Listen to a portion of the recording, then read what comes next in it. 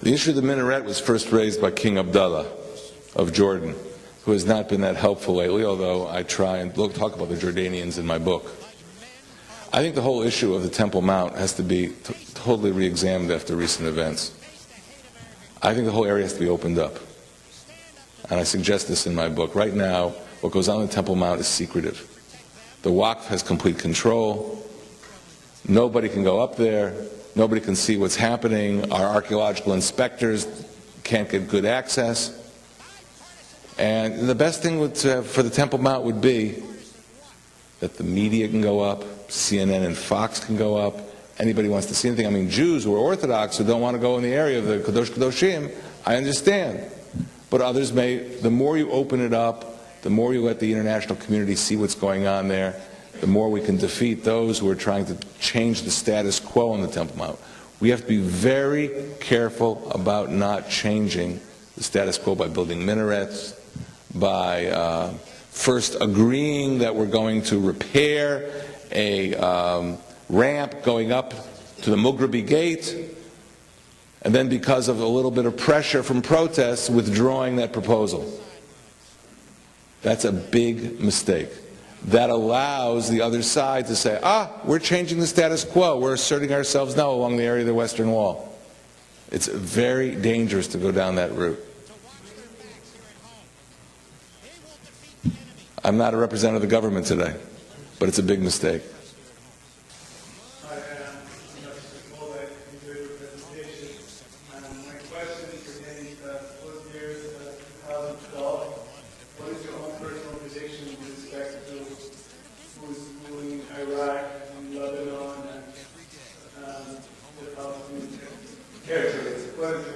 Nobody has a crystal ball, but your own personal prediction. How do you envision the future of this territory? Is it going to be run by radicals or in terms of probability now? You're talking about in the West Bank and Judea and Samaria, and Iraq and Iran.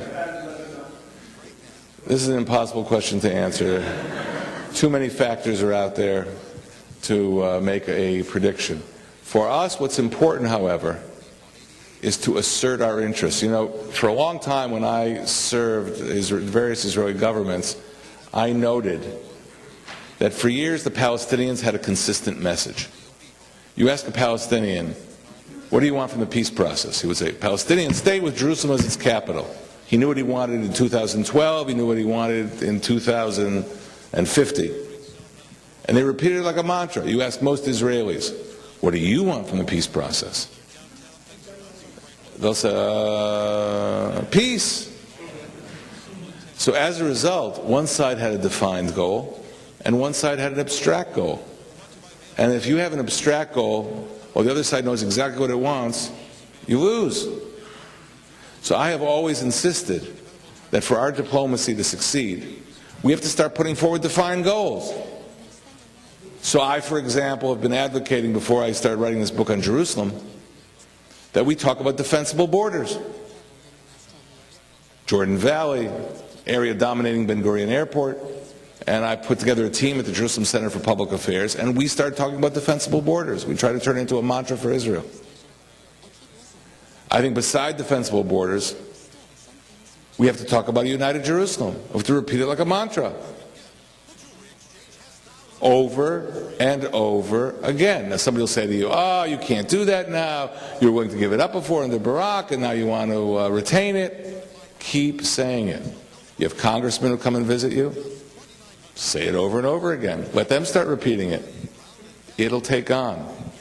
We now live in a world where people use the internet, blogs. They send articles to each other. Start talking about it. Defensible borders, united Jerusalem. And I think that if over time we repeat this message and it becomes clear this is what we need, this is what we insist upon, then when that negotiation is reconvened in the future, maybe in 2012, we have a good chance of securing it. But if we say nothing, if we sit around and wait until some kind of future negotiation is started, we'll be in a very, very difficult position.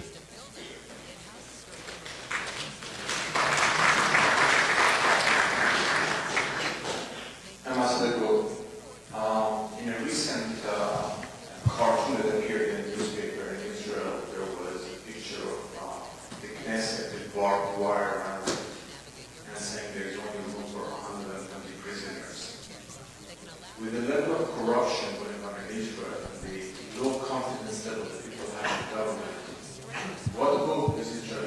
Too daunting for Gamber, and their work has been featured on ABC's Extreme Makeover Home Edition. So please give Gamber Medical a call at 888-90-ACCESS or visit them at Gamber. What are the likelihoods of Once again, that's Gamber Medical at 888-90-ACCESS or visit them on the web at GAMBURD.com. That's 888-90-ACCESS. Where do I begin? Israel's in a very difficult period today. You know, when young people choose to look at the television, do they want to watch the news or do they want to watch the food channel or something else, or the movie channel? People want to escape reality because reality is very ugly right now. Does this happen to countries? Yes, it does. Did it happen to the United States? The United States has had difficult periods too. But I can tell you the young people of Israel are highly motivated. In the last war in Lebanon, our senior military leadership failed the young people. Did that mean the young people didn't fight? Did that mean that they all went home? No, they fought like lions. They gave their lives for the sake of Israel. So I think, too, in our current situation, a good portion of our political leadership has been unsuccessful in demonstrating that it has the moral right to lead the country. But that'll change, and a new leadership will rise. And the people of Israel who love their country will vote for that new leadership, and hopefully it will lead them to a much more secure future. All I can say is hopefully. I can't give you any greater assurance.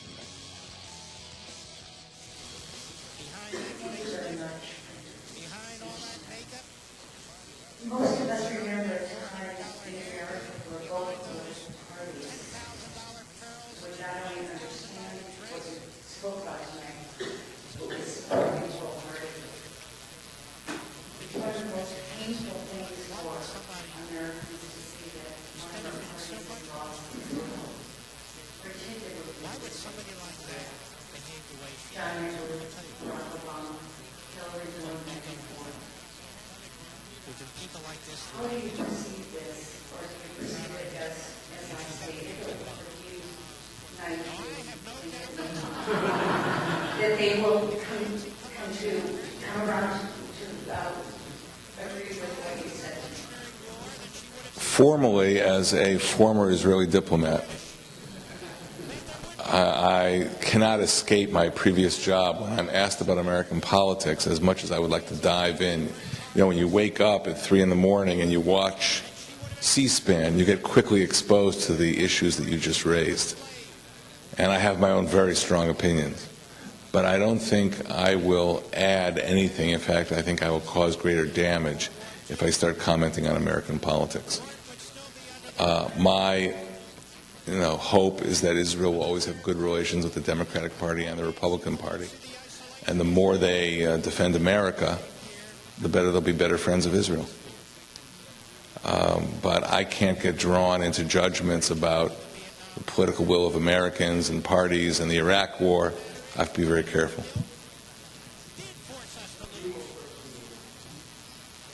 Thank you so much. You've been always enlightening, factual. I wonder, why aren't you worried? You should be worried.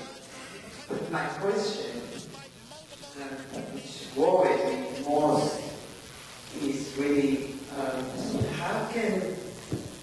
why the government of Israel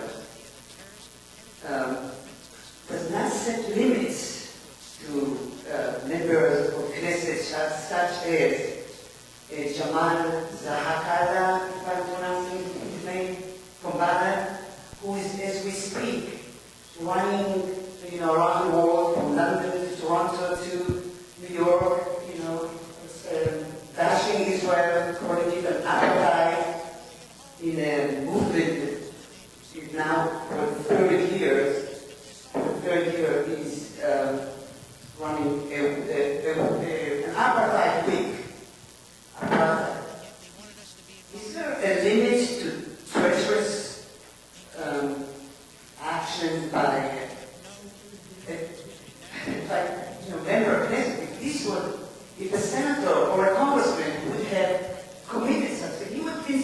Israel in no time. Can you explain this? All the Islamist movement for the Israeli Islamist movement that just protested in Jerusalem, building of the Mughrabi bridge. Let me tell you a story that's in my book. Thank you. I'll answer you by telling you a story in the book, and you'll understand what the problem is and how I think about it. There's a very dangerous organization active in Europe and in Israel. It's called Hizb ut-Tahrir. Hizb ut-Tahrir, the Islamic Liberation Movement Party, Islamic Liberation Party.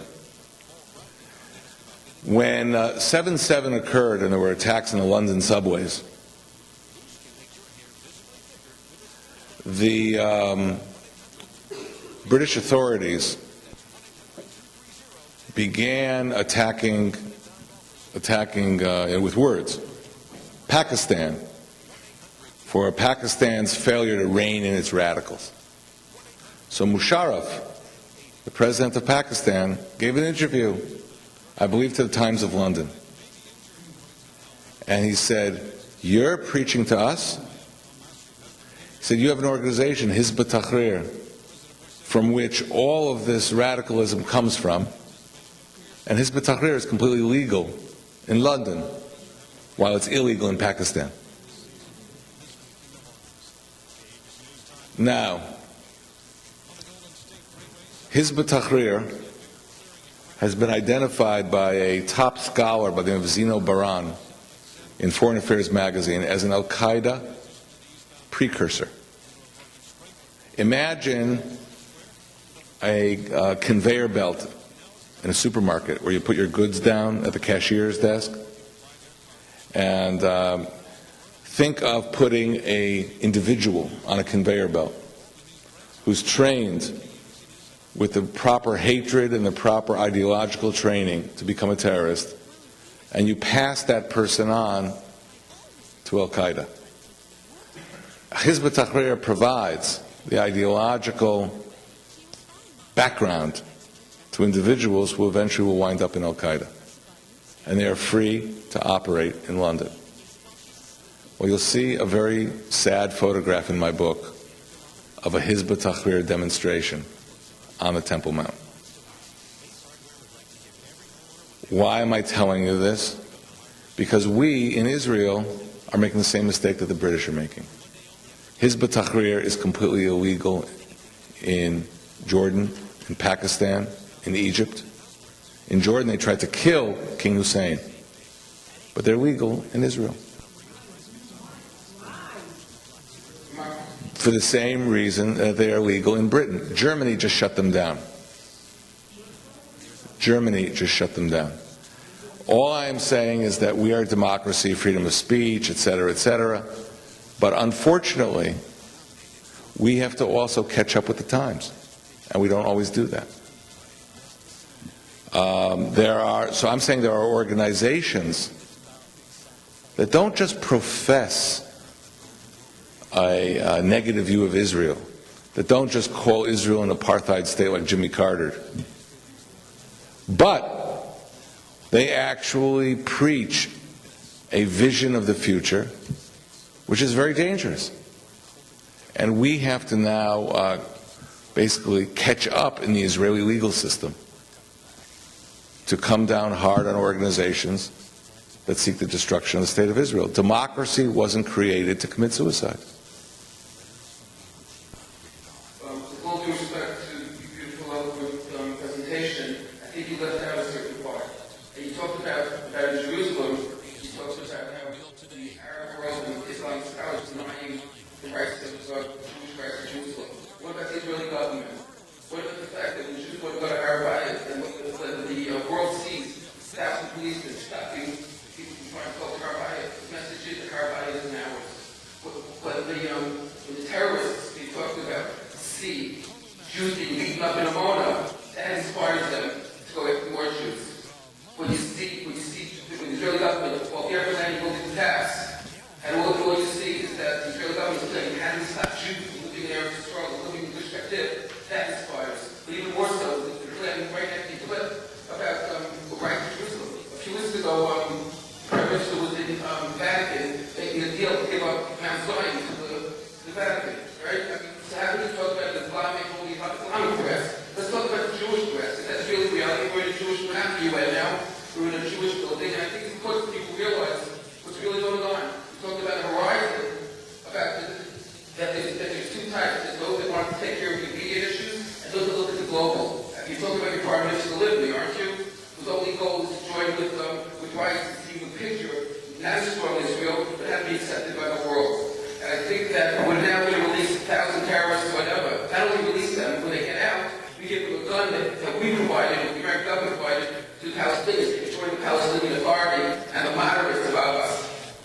Any comments?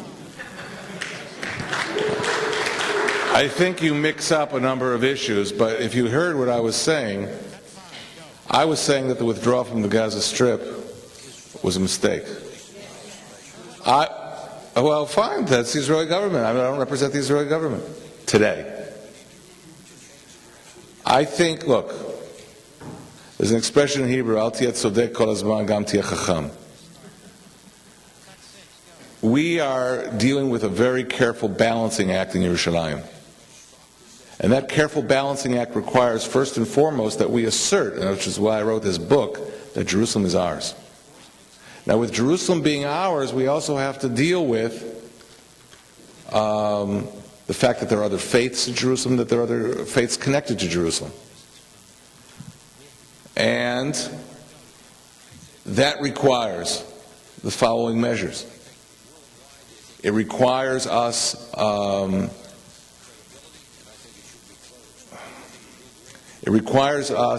keeping Jerusalem, keeping the area of Har HaBayit certainly open to all faiths, to Jews, to Christians, and to Muslims.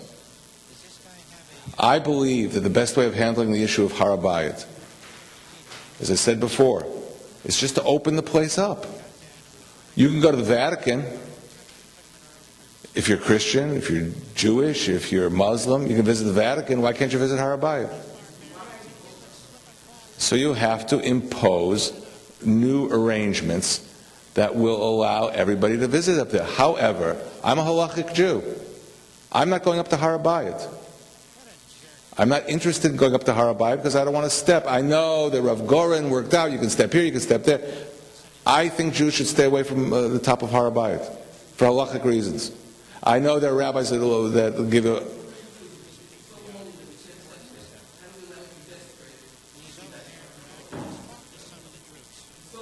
First of all, the problems that emerged on Har HaBayit emerged recently. They didn't emerge from 1967 until Arafat.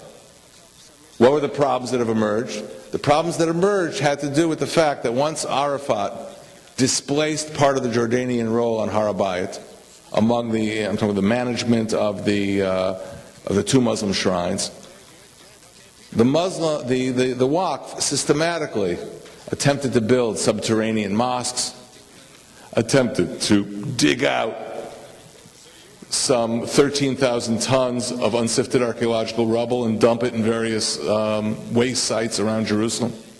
That has to be stopped. It has to be halted. The government of Ariel Sharon tried to halt it in a sort of smart, non-provocative way by stopping the use of heavy machinery on the Temple Mount. For example, a large saw for cutting columns or cutting marble. For example, preventing heavy trucks from going up on Har HaBayit. But a lot more has to be done than just that. And we have to think about creating a new reality which doesn't allow that kind of activity to continue. Mr. Ambassador, Ehud Barak to giving up part of Jerusalem when Clinton was in the White House. It seems like that has become like the floor under which nothing can be going past that, and that the expectation is at a minimum that will have to be the final agreement if there ever is one. And I'm wondering, in light of what you're saying, how practical is it to say that a peace treaty will be agreed upon with Israel maintaining control of all of Jerusalem? It's an excellent question. In fact, one of my concerns that motivated me to also to write this book is not just Arafat's accusation, it's the legacy of Camp David. Formally speaking, the United States government notified the government of Israel after Mr. Clinton left office and after Mr. Barak left office that Israel would not be bound by the proposals of Camp David, formally speaking. I have always contended that the ghosts of Camp David were hovering around in Washington think tanks and could very easily come back if the party sat down and tried to negotiate. But I also believe something else. I'm not sure that the model of Israel and the Palestinians sitting again at a closed summit meeting for 10 days or 2 weeks, is the model by which you reach a solution. I have my own diplomatic analysis of how hard conflicts like this end. They generally end when the parties recognize they can't force each other to accept each other's position, and a modus vivendi emerges, which becomes kind of accepted by both parties, even though it's not what they want. The best example is Kashmir. If you ask Indians over the last 20 years, what do you want in Kashmir?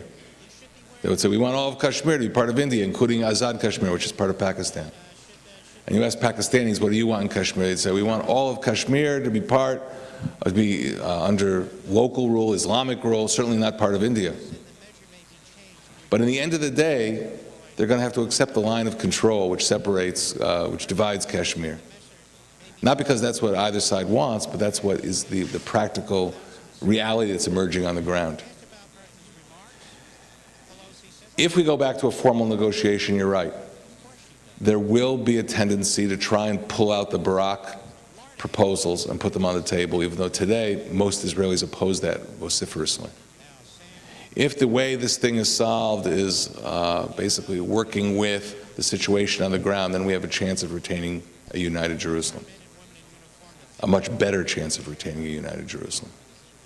But I think we have to put forward that these are our principles, that the idea of united Jerusalem is something we believe in. We believe in it first and foremost because, for the reasons I stated. What are the choices of what to do with Jerusalem? Put it under Palestinian rule? Put it under the UN? Ask the Rwandans. So, if our concern is how to best protect the holy sites, how to best protect the united Jerusalem, then obviously Israel is the address. But nobody has been looking at this issue from the standpoint of what's good for Jerusalem. People have been analyzing this issue, okay, how do we cut a deal? Well, maybe forget about cutting a deal right now. Maybe the Palestinians don't want to cut a deal right now. And they never did. Maybe what we have to think about is what's best for Jerusalem. And what's best for Jerusalem is keeping the city united and not dividing it.